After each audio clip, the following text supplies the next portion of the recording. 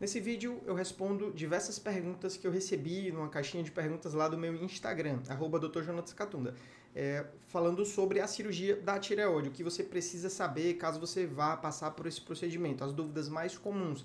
Recebi 160 perguntas de ontem para hoje, né? Ontem foi sábado, hoje é domingo, hoje pela manhã, 6 horas da manhã, estou aqui eu sentado gravando esse vídeo para você. Já te peço para que deixe o seu gostei antes do vídeo começar, já baixa aí e curta, pois isso retribui esse esforço em te ajudar com mais informação, mais conhecimento.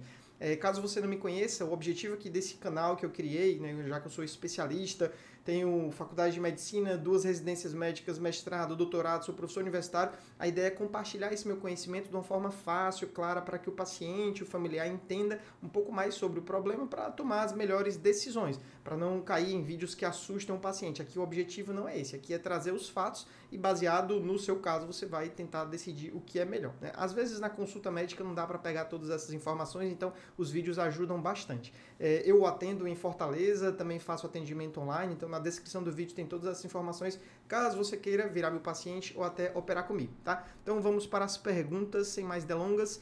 Primeira pergunta, eu selecionei essa que eu acho que é a grande pergunta. Todo paciente que vai passar pela cirurgia da tireoide, principalmente se vai tirar toda a tireoide, né? Como é que é a vida depois da cirurgia? Se vai ter uma vida normal ou não. Então, pela minha experiência, tanto os pacientes que eu já operei, diversos casos, os estudos científicos, o meu mestrado foi em qualidade de vida em doenças da tireoide, então o que eu posso te garantir é que a maioria dos pacientes consegue ter uma vida praticamente igual ou melhor o que era antes. Se você tem uma tireoide doente, uma tireoide que está causando problema, uma tireoide cheia de nódulo grande, causando sintoma, uma tireoide com câncer que pode se espalhar, né? Casos assim, a indicação de cirurgia ela é bem clara, não faz sentido você deixar um órgão doente se existe um tratamento seguro, eficaz, que você opera num dia, no dia seguinte vai de alta, com uma semana, a maioria dos pacientes já estão super bem e que é possível repor a função da tireoide. Depois que você perde a tireoide, você não vai ter ela produzindo o hormônio da tireoide, os hormônios, né? O T3 e o T4.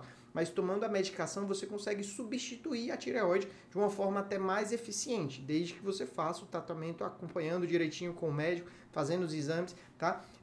Infelizmente, algumas pessoas, que aí realmente é algo que é avaliado em consulta, né? Eu não tenho como julgar isso só por ler um comentário, mas eu acompanho os comentários dos meus vídeos no meu Instagram e você vê diversos relatos de pessoas que não estão bem depois da cirurgia. E talvez você que esteja assistindo esse vídeo já viu algo parecido. Às vezes a pessoa não faz o acompanhamento de forma adequada, às vezes a dose da medicação está errada, os exames estão todos alterados, às vezes o paciente tem outros problemas como uma ansiedade, uma depressão, estresse, que hoje em dia está reinando, são doenças muito prevalentes, silenciosas, que às vezes a pessoa não cuida também de forma adequada, às vezes o estilo de vida está impactando a qualidade de vida, a vida não está normal, não pela cirurgia da tireoide, mas por outros fatores que, se não são cuidados, não vai melhorar a qualidade de vida. E, infelizmente, algumas pessoas culpam a cirurgia, ou culpam o hormônio, ou culpam a doença da tireoide de forma errada. Acha que é porque perdeu a tireoide que está engordando, acha que é porque perdeu a tireoide que está sem energia. Então é muito importante todo paciente que tem a doença da tireoide, principalmente quem passou pela cirurgia, saiba diferenciar o que é relacionado à cirurgia, que pode ser, por exemplo, sintomas relacionados a uma dose alta ou baixa do hormônio, e isso a gente avalia através dos exames, com outros fatores da vida. Às vezes a pessoa está dormindo mal, às vezes está com um problema na família, pessoal. Então tudo isso deve ser avaliado em consulta médica. Mas às vezes o médico não faz as perguntas certas, às vezes a consulta é muito rápida, às vezes o médico nem olha o paciente no olho. O comum, né, no Brasil é o paciente ser encaminhado para um endocrinologista, mas infelizmente é cada vez mais difícil ter um endocrinologista em plano de saúde, em SUS, consultas muito rápidas que deixam passar vários detalhes da vida e o médico só olha o exame, diz que está tudo ok e manda o paciente embora, sendo que o paciente não está bem, né? Então aqui é um parênteses, uma crítica ao sistema de saúde, tá? Mas na minha experiência é plenamente possível ter uma vida normal. Quando tem complicações na cirurgia, a qualidade de vida pode cair momentaneamente até que essas complicações sejam ajustadas, mas isso a gente vai conversando em outras perguntas ao longo desse vídeo aqui, tá? Agora eu trouxe 4 perguntas que elas são muito parecidas, né? E depois vou mostrar uma imagem para que você entenda isso. Então, na cirurgia, é possível ver linfonodos comprometidos? É possível deixar algum linfonodo doente para trás? É possível, se você não viu esses linfonodos comprometidos. É possível uma recidiva, mesmo o câncer sendo retirado no início? É possível. E a última pergunta, que tem total relação com essa, que às vezes o paciente não sabe disso, acha que é tudo igual, né? Que é a pergunta: cirurgião geral pode fazer cirurgia de tireoidectomia total? Então, passando aqui para a imagem que ilustra, deixa eu passar aqui, dá certo. Então, aqui é uma paciente que eu operei. Essa paciente, ela veio para mim com ultrassom cervical, já tinha feito um excelente exame, até aqui a imagem do exame dela mostrando um nódulo TIRAD 5 no terço posterior da tireoide. Paciente jovem, sem nenhum sintoma, fez o exame e encontrou esse nódulo bem suspeito ao exame de ultrassom, fez a punção Bethesda 5, clara indicação de cirurgia. Não existe dúvida que tem que operar, pois é uma paciente jovem com câncer de tireoide, que se não tratado a tempo, ele vai se espalhar lentamente. Ela também tinha nódulo do outro lado, mas esse nódulo aqui, apesar de não ser um nódulo grande, ele já tocava a borda da tireoide. No mouse aqui, na seta tá dando para eu te mostrar. Esse tecido cinza claro aqui é a tireoide, o lado direito, e aqui é o nódulo tocando a borda posterior. Todo nódulo que toca as bordas da tireoide, nódulo maligno, ele tem uma chance maior de invadir vasos linfáticos e enviar metástases para os linfonodos. Linfonodos são os órgãos de defesa no corpo, nós temos diversos, e a tireoide é uma região, é um órgão que é ricamente drenado, então ele pode enviar sementes. E o que acontece é que, se você tira só a tireoide e não tira os linfonodos acometidos, esse câncer tem uma chance de voltar. Então, aqui é uma imagem da cirurgia dessa paciente. Apesar de ela já ter o exame de ultrassom, de eu ter examinado com o exame de ultrassom, não foi visto em nenhum dos exames linfonodos acometidos. Porém, ao abrir o pescoço, eu deixei marcado aqui, ó, essa setinha vermelha está apontando para 2 linfonodos acometidos, né? Linfonodos bem pequenos, a palpação mal dava para ver, mas visualmente na cirurgia a gente consegue sim ver linfonodos comprometidos. E aqui vai da experiência do cirurgião, tá? O cirurgião geral, ele não tem experiência com uma cirurgia chamada esvaziamento cervical, que é a remoção dos linfonodos do pescoço. Essa cirurgia é uma cirurgia oncológica em que quem é habilitado, que tem experiência em realizar isso todo dia, inclusive em casos bem mais complexos que os casos de câncer de tireoide, é o cirurgião de cabeça e pescoço. Toda semana eu opero um paciente com câncer de laringe, que a gente faz uma laringectomia total, remove a caixa da voz, esvazia o pescoço dos dois lados. Quase todo mês eu opero algum paciente com câncer de boca, a gente faz uma glossectomia total, às vezes associada a uma mandibulectomia, remover mandíbula, remover língua e fazer o esvaziamento do pescoço, rodar um retalho para reconstruir, 5, 6 horas de cirurgia, 7 horas de cirurgia. Então são casos bem mais complexos, oncológicos. Então os casos de tireoide são os casos simples. Porém, para um cirurgião geral, como o dia a dia não é operar só tireoide, operar vesícula, operar estômago, operar hérnia, operar diversas outras cirurgias, muitos cirurgiões gerais não têm experiência com tireoide. Então, a sua cirurgia, né, tem que ser feita com um profissional que entenda, que seja especialista no assunto, justamente para não acontecer isso, de operar e sobrar um linfonodo que não foi bem avaliado. Isso pode ser algo que antes da cirurgia, fazendo o exame de imagem, já é detectável, ou na hora da cirurgia, quando abre, o cirurgião pode tomar o cuidado, né, e remover esses linfonodos, tá? Próxima pergunta. O tamanho do nódulo influencia no tempo de duração da cirurgia? Tenho bolso de 3 centímetros, necessário operar? Então, aqui duas imagens. Uma paciente com um nódulo de 3 centímetros, perceba que já é um nódulo bem visível e palpável na região mais anterior do pescoço, já causando um prejuízo estético. Como a doença era unilateral nessa paciente e a punção veio Bethesda 3, que é um resultado indeterminado, para ela foi oferecida a cirurgia parcial, que confirmou que era benigno, resolveu o problema. Já essa paciente apresentava um bócio multinodular, uma tireoide grande, cheia de nódulo, causando muito abaulamento no pescoço, um desconforto estético, muito entalo. Então, para essa paciente, é necessária uma cirurgia total. À medida que o nódulo cresce, ele começa a distorcer a anatomia próxima da tireoide. E isso traz sintomas, isso dificulta a cirurgia. Existe o risco de dentro desse nódulo, apesar de uma punção benigna, ser um câncer. Então não faz sentido ficar acompanhando o nódulo quando ele começa a passar de 3 centímetros, pois ele começa a distorcer bastante e torna a cirurgia mais difícil, tá? Então, em geral, respondendo a pergunta, né, tem o bócio de 3 centímetros, é comum precisar de cirurgia, e o tempo de cirurgia ele tem relação com o tamanho. Quanto maior a tireoide, mais distorce a anatomia, mais difícil é a cirurgia. Então não deixe o nódulo ficar muito grande. Aqui um parênteses, às vezes eu pego pacientes que estão acompanhando com endocrinologista, e o endocrinologista ele deixa o paciente acompanhando. Aqui eu não estou sem atualizado. Então às vezes... Não tá legal. A câmera não está me focando no começo, porque, meu Deus. Então, o endocrinologista fica acompanhando um paciente com um nódulo grande, benigno, porque é benigno. E esse nódulo, à medida que o tempo vai passando, vai ficando cada vez maior. Aqui e acolá acontece do nódulo virar um bócio mergulhante dentro do tórax, muito mais difícil de tratar, que poderia ter sido removido bem antes, mas não foi. Tá? Então, às vezes, o profissional que não opera, ele não sabe que a cirurgia se torna difícil porque o caroço cresceu. Algo bem básico, mas como ele não sabe do dia a dia, né, acaba dizendo que a indicação da cirurgia é estética. Não é estética, né? Essa paciente de baixo, com certeza, se ela tivesse operado quando estava aqui em cima, menorzinho, seria uma cirurgia bem mais fácil. Próxima pergunta, qual o tamanho do nódulo indicativo de cirurgia? Então, essa pergunta ela é muito polêmica, porque a gente não tem um ponto de corte exato, depende muito do caso. Já operei pacientes com nódulos de 2 centímetros, bem no istmo, muito sintomáticos, e já operei pacientes com nódulos de 15 centímetros que não sentiam nada. Então, não sentir nada não quer dizer que não é para operar. O tamanho ele importa, mas em geral é a partir de 3, 4 centímetros que já começa a ser um caso cirúrgico, ou quando o volume da tireoide acima de 30, o dobro do normal também, já começa a pensarmos em cirurgia, mas isso depende do caso. Trazendo aqui uma imagem para que você entenda, ó, um nódulo de 6 centímetros cresceu bastante, ele distorce a anatomia. Isso acaba deixando o nervo da voz muito esticado, isso pode dificultar preservar as paratireoides e isso aumenta o risco de ter complicações pós-operatórias, como alteração da voz e queda do cálcio. Então não faz muito sentido ficar acompanhando nódulos que estão crescendo, principalmente em pacientes que ainda é esperado viver muitos anos. Uma pessoa de 30 anos, 40 anos, que ainda está na metade da vida, tem muitos anos pela frente, então tem que tratar cedo, ao invés de ficar esperando isso ficar cada vez maior, cada vez mais difícil de tirar. Outra pergunta, tirou a tireoide, tirou o câncer? Não, né? Nós temos que tomar cuidado, pois às vezes o câncer de tireoide ele já se espalhou para os linfonodos do pescoço. Então o câncer começa na tireoide, aqui é um esquema mostrando a tireoide e um nódulo, e esse nódulo ele pode se espalhar para linfonodos próximos da região.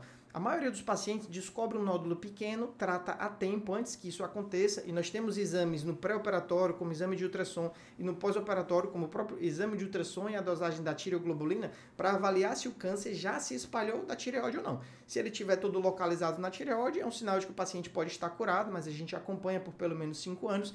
Se os exames estão alterados, né, pode ser que a doença já tenha saído da tireoide e precise tratar novamente.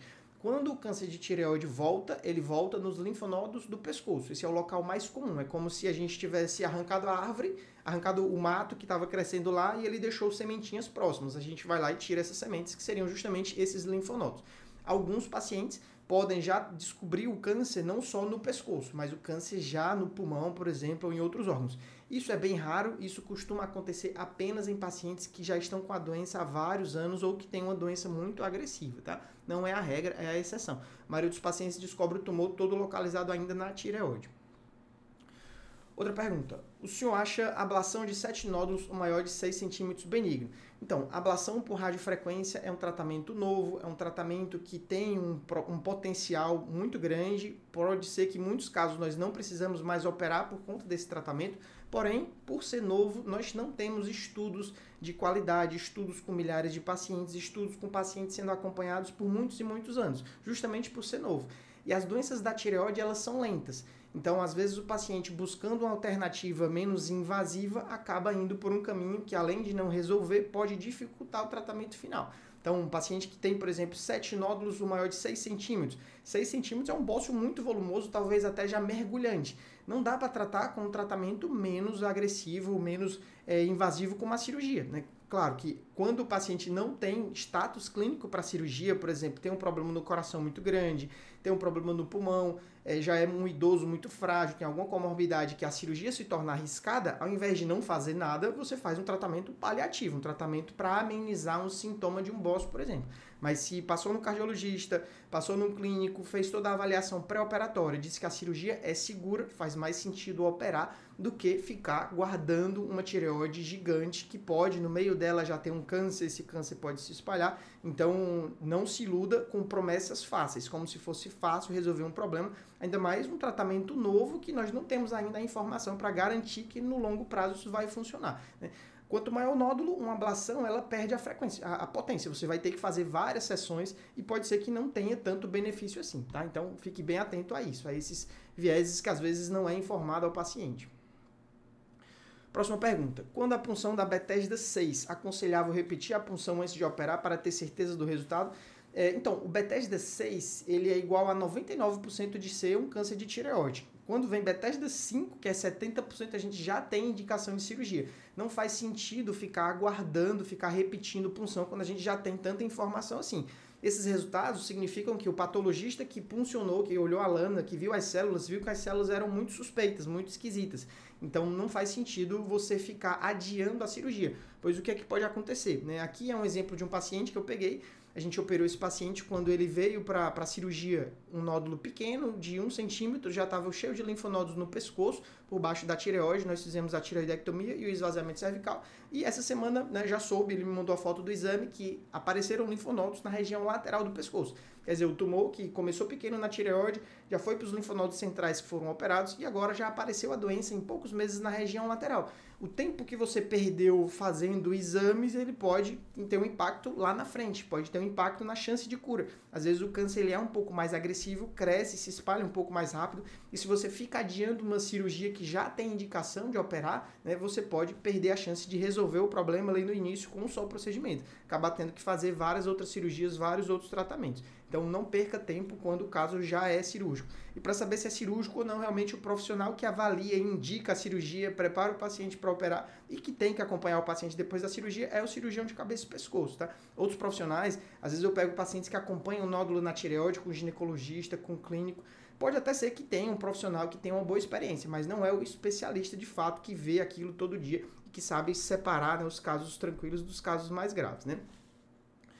Próxima pergunta. Anestesia da cirurgia da tireoide é perigoso? Então, anestesia da cirurgia da tireoide é uma cirurgia que é feita com anestesia geral. Vou tocar aqui só um videozinho para você ver, né? O anestesista ele fica com um carrinho do lado com todas as monitorizações, frequência cardíaca, saturação, pressão arterial, enquanto a equipe de cirurgiões trabalha. E é uma cirurgia extremamente segura, cirurgia em que o anestesista está do seu lado durante todo o momento. Ele não deixa a sua pressão subir, ele não deixa a sua frequência cardíaca se alterar, ele tem à disposição dele vários remédios, vários exames que podem ser feitos justamente para que o cirurgião consiga fazer um bom trabalho e ao final da cirurgia o paciente acordar pleno, sem agitação, sem dor, sem vômito, sem nenhum problema, tá? Então é um trabalho em equipe em que é importante buscar bons profissionais para ter os melhores resultados, tá? E se você precisa passar por essa cirurgia, não tenha medo da anestesia. Alguns pacientes, principalmente da época da Covid, ficaram com um trauma de uma intubação, como se a intubação fosse algo extremamente perigoso, quando na verdade a intubação para a maioria dos pacientes é super tranquilo. Quando existe uma via aérea difícil, o anestesista tem uma dificuldade de intubar, o procedimento ele nem começa, ele pode ser interrompido e ser programado num segundo momento com equipamento melhor, tá? Então é algo que, se você precisa passar pela cirurgia, não tenha medo da anestesia. A anestesia é bem segura hoje em dia, tá? Outra pergunta relacionada a esse tema. No caso de pacientes ansiosos, já aconteceu da pressão subir na hora da cirurgia? Então, a hipertensão arterial, pressão alta, é um problema extremamente comum e silencioso, as pessoas têm e não sabem que tem, e é algo que tem que ser investigado e tratado antes de qualquer cirurgia eletiva. A cirurgia da tireoide, ela não é uma cirurgia urgente, é uma cirurgia que você pode se programar, se preparar para ir para a cirurgia no melhor momento possível. Então é interessante que faça os exames, faça a consulta, cuide bem da pressão, e no dia da cirurgia é comum a pressão subir um pouco, principalmente em quem já tem uma tendência ou faz tratamento, pela própria ansiedade. Mas quando você deita na cirurgia, na mesa de cirurgia, que o anestesista pega a veia, começa a fazer os remédios para diminuir a ansiedade, essa pressão ela controla.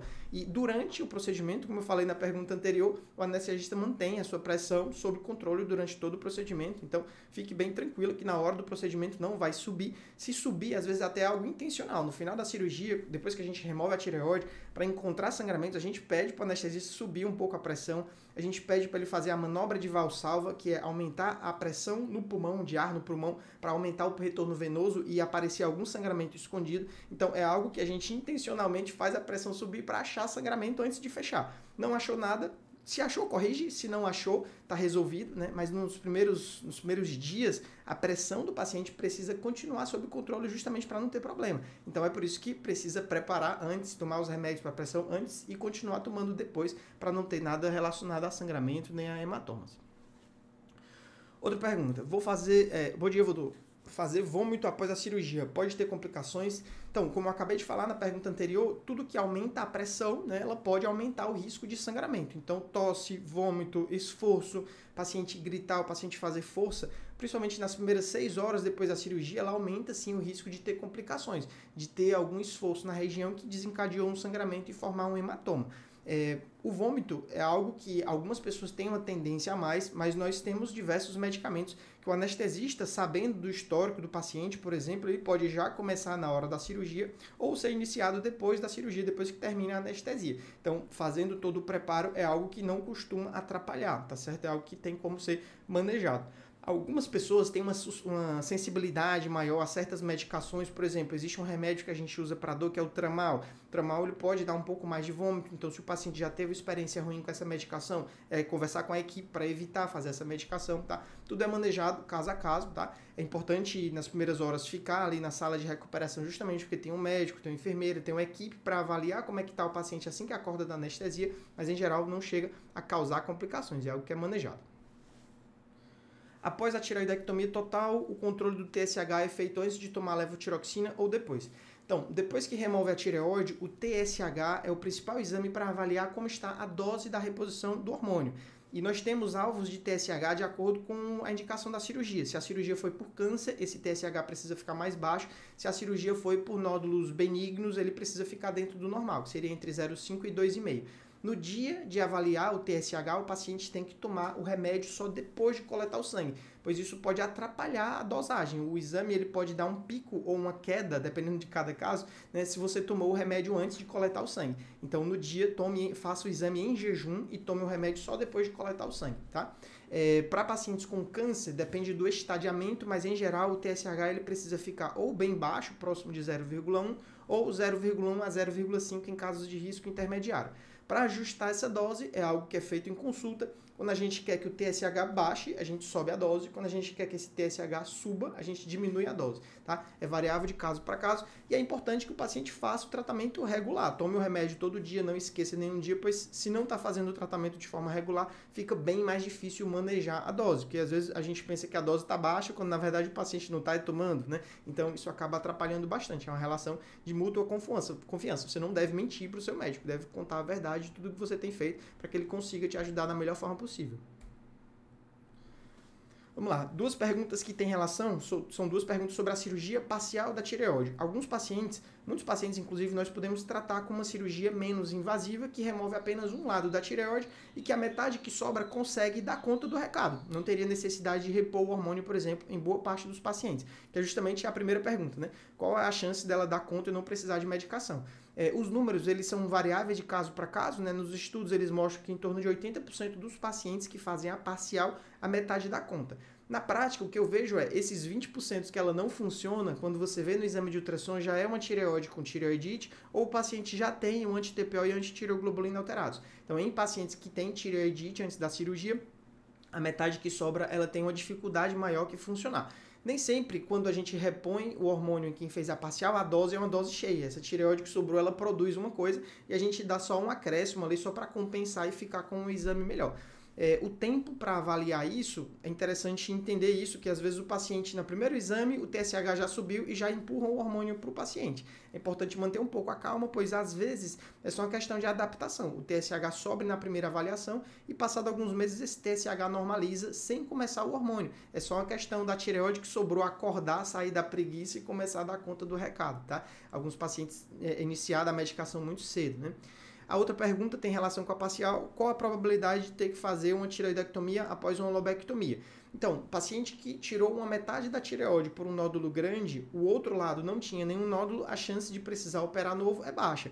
Geralmente isso acontece, ter que totalizar nos casos de câncer, então tirou um lado, era câncer, às vezes a gente precisa tirar o outro lado para poder fazer a iodoterapia, ou se tiver uma recidiva do câncer. Nos casos de doença benigna, a segunda cirurgia ela só vai acontecer se aparecer um nódulo grande benigno do lado que sobrou, né? Ou se aparecer um câncer, mas isso a probabilidade é baixa. Então nesse cenário de paciente que operou um nódulo grande e ter que operar de novo, a chance é baixa. A chance é maior nos casos de câncer, que operou só de um lado, e se aparecer uma recidiva, teria que operar o outro lado, tá? Outra pergunta, quanto tempo após a cirurgia pode ocorrer deficiência do cálcio e o que fazer? Então, na cirurgia da tireoide, eu deixei essa imagem levemente colorida, eu gosto de deixar as fotos de cirurgia em preto e branco, mas a paratireoide eu quero que você veja que ela é tipo uma gordurinha, ela tem uma cor mais amarelada. Aqui na imagem, as duas setas vermelhas são as duas paratireoides, a superior e a inferior, e aqui em verdinho e amarelinho está o nervo da voz. Então, essas estruturas são estruturas bem delicadas que o cirurgião precisa encontrar na hora da cirurgia e preservar justamente para que o paciente tenha menos complicações. Então, na hora de remover a tireoide, a gente encontra essas estruturas, preserva e, salvando essas estruturas, reduz a chance de ter complicações. Porém, a deficiência de cálcio, né, toda vez que a gente manipula as paratireoides, elas perdem um pouco de função. E aí, o estoque de cálcio, em geral, ele dura coisa de 2, 3 dias. Passado 2, 3 dias é possível já começar a ter alguns sintomas leves, como cãibras, formigamentos, dormência, indicando que a paratireoide não está funcionando tão bem. Passado esse período inicial, elas voltam a funcionar e o cálcio volta a subir e os sintomas vão embora e a gente consegue tirar essa reposição de cálcio, tá? Então, quando surgem os sintomas, que é justamente a pergunta, o que fazer? O tratamento é aumentar a quantidade de cálcio na circulação. E a gente faz isso aumentando a quantidade de comprimidos, mudando a alimentação, incluindo alimentos com mais cálcio, durante esse período inicial, até que essas paratireoides que foram atordoadas pelo manuseio da cirurgia voltem a funcionar.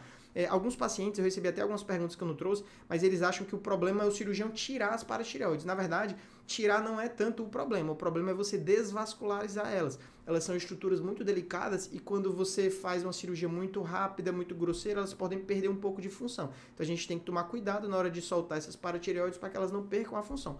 Quando a tireoide é muito grande, às vezes a paratireoide ela vai parar aqui em cima e a gente tem que soltar ela de um tecido, um trajeto mais longo. Ela fica mais esticada, os valos são muito finos, então é por isso que não é interessante guardar uma tireoide grande, pois aumenta o risco de ter essa hipocalcemia por conta da paratireoide.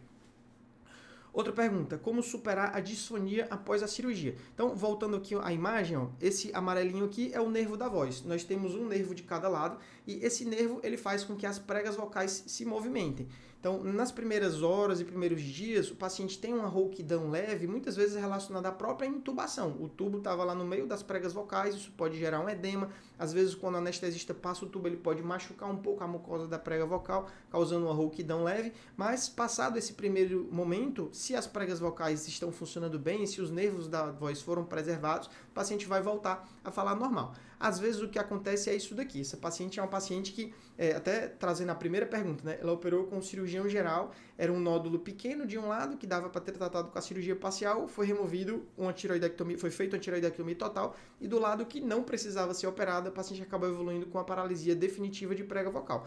Ela chegou para mim com muita rouquidão. Uma paciente que eu fiz a laringoscopia, é essa daqui, né?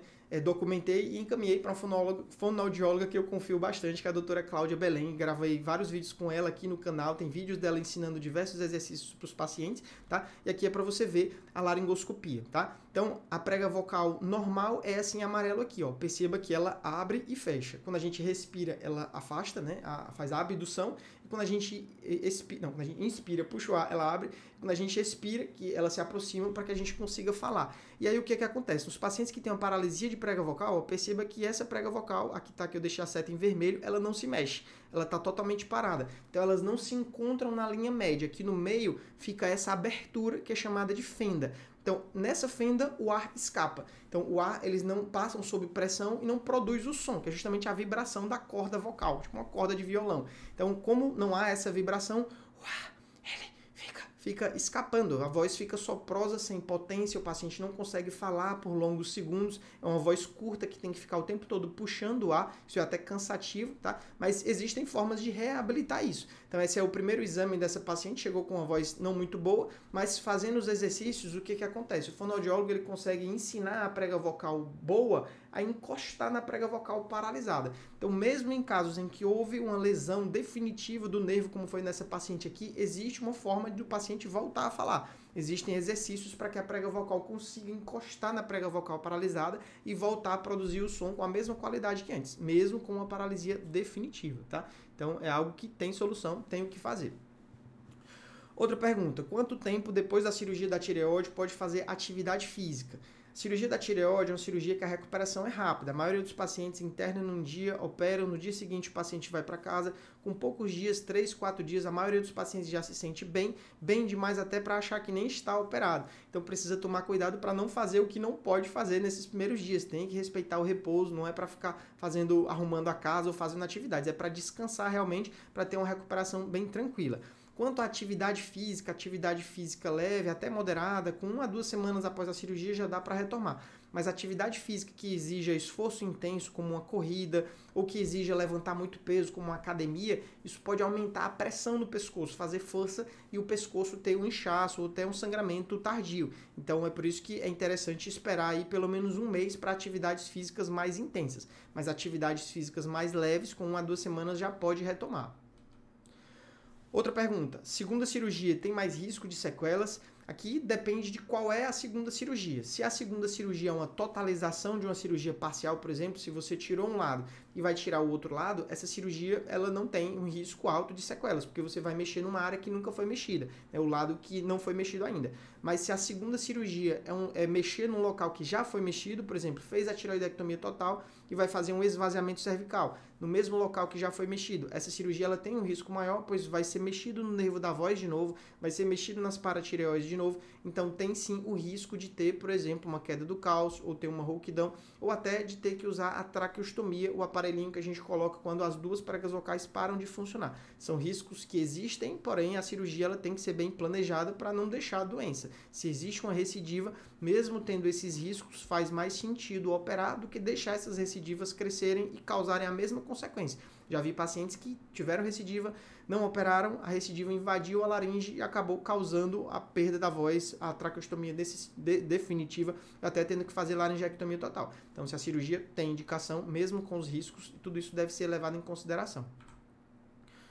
Nódulo maligno de 3 centímetros normalmente precisa de iodo e qual a chance de recidiva? Então, para isso eu trouxe uma imagem de um nódulo de 3 centímetros maligno. Aqui é uma imagem de ultrassom de tireoide, dá para ver no corte horizontal como ele toca as bordas anterior e posterior da tireoide e laterais. E aqui nessa outra imagem também, né, dá para ver que o nódulo ele toca bastante as bordas da tireoide. Então, 3 centímetros é um nódulo que ele já está ali bem espremido dentro da tireoide e aumenta muito a chance dele ter o que a gente chama de extensão extratireoidiana. Extensão extratireoidiana é quando o câncer está invadindo tecidos ao redor da tireoide e isso facilita com que ele invada vasos sanguíneos, vasos linfáticos e comece a enviar sementes do câncer pelos linfonodos, para os linfonodos. Então é por isso que nódulos desse tamanho, de 3 centímetros, nódulos 3 centímetros malignos, é comum a gente já saber que o paciente precisa de iodoterapia depois da cirurgia, pela localização e pelo tamanho. Às vezes o paciente tem a sorte de ter um nódulo de 3 centímetros bobão, que cresceu empurrando as estruturas ao redor. Mas em alguns casos esse tumor ele pode ser mais agressivo, pode invadir as estruturas e inclusive pode já ter linfonodos acometidos antes de começar a cirurgia, né? Já ter as metástases.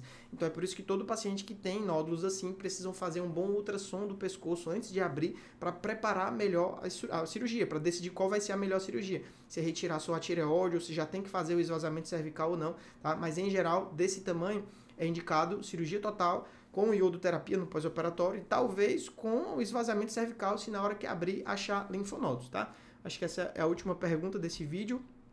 Deixa eu voltar aqui. Eu espero que tenha sido um vídeo bacana. Eu vi aqui, ó, 30 minutos de vídeo. Consegui responder todas as perguntas de uma forma mais didática, né? Eu peço para que você comente aqui se você gostou desse formato, se esse formato te interessa. Também que sugira o tema do vídeo da próxima semana, do próximo sábado, qual vai ser a caixinha. Semana passada o primeiro foi sobre nódulo e câncer, nesse segundo tireoidectomia. O próximo a gente pode, por exemplo, ver iodoterapia ou hipotireoidismo, hipertireoidismo. Vou ver aí a maioria dos comentários e os comentários mais curtidos, né? Pra gente fazer meio que uma votação qual vai ser o tema da próxima live. Live não, né? Próximo vídeo respondendo perguntas, né? Para mim funciona melhor nesse horário, que é um horário que eu tenho mais disponibilidade, já que a minha agenda está cada vez mais corrida, muitas consultas, muitas cirurgias. Esse ano de 2025, no mês de abril, eu vou viajar para a Coreia do Sul, vou passar um mês lá treinando cirurgia robótica da tireoide, uma técnica nova em que a gente não faz o corte no pescoço nem na boca, que é a única técnica que chegou no Brasil. As incisões são aqui na região peitoral e a tireoide é removida sem cicatriz nenhuma visível. E não só a tireoide, mas o esvaziamento cervical. Então, estou bem empolgado com essa nova técnica que não sei se alguém no Brasil já fez, até onde eu sei, ninguém fez esse treinamento ainda, né? E eu espero bastante que isso seja algo revolucionário aí, que a gente consiga tratar os pacientes de uma forma menos invasiva, trazendo menos dor, tendo uma recuperação melhor, conseguindo fazer esvaziamento cervical, tirar toda a doença sem deixar uma cicatriz grande visível no pescoço. Então é por isso que o meu dia a dia está mais corrido, porque além do meu trabalho e dos meus vídeos, estou estudando inglês, estou estudando coreano, estou estudando tudo sobre essa técnica para conseguir ter o melhor aproveitamento no meu estágio na Coreia do Sul, tá? E é isso, te peço ajuda mais uma vez a fazer esse canal crescer, curta esse vídeo, comente, compartilhe essas informações e na próxima semana participe lá deixando a sua pergunta, que quem sabe eu seleciono e apareço aqui. Novamente, agradeço todo mundo que enviou perguntas, os que eu não consegui responder peço desculpas, mas os que eu consegui responder, muito obrigado, porque foram perguntas muito boas e a gente conseguiu conversar vários tópicos sobre a cirurgia da tireoide. Até o próximo vídeo e valeu!